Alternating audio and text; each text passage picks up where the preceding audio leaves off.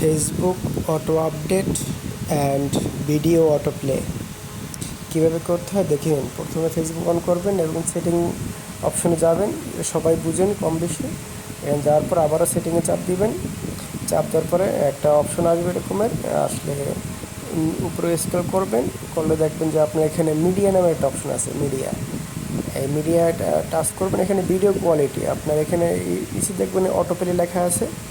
একটা আছে mobile data দেখে ভিডিও অন করার সাথে সাথেই অটোমেটিক প্লে হয়ে যাবে। আর একটা আছে ওয়াইফাই দিয়ে অটো প্লে হয়ে যাবে। আপনি যদি মোবাইলে রাখতে চান মোবাইলে অটো প্লে দেবেন, আর যদি ওয়াইফাইতে চান তাহলে ওয়াইফাইতে অটো প্লে দিয়ে টিক মার্ক দিয়ে দেবেন। এবং টিক মার্ক দেওয়ার পরে আপনি উপরে ওটা অন হয়ে যাবে। এবং আছে ভিডিও সাউন্ড, আপনি যদি ভিডিও সাউন্ড অন করতে চান তাহলে অন করবেন, আর না আপনি নিজে থেকে অন করবেন তাহলে নিজে থেকে অন করবেন। এরপর আছে অটো প্লে, নিচে অটো অ্যাপ আপডেট, এটা যদি আপনি অফ করে দেন অফ থাকবে, আর যদি অন করে দেন তাহলে অন থাকবে। এটাই মূলত হচ্ছে কাজ। আপনি বের হয়ে যাবেন, অটোমেটিক এটা কাজ চলতে থাকবে।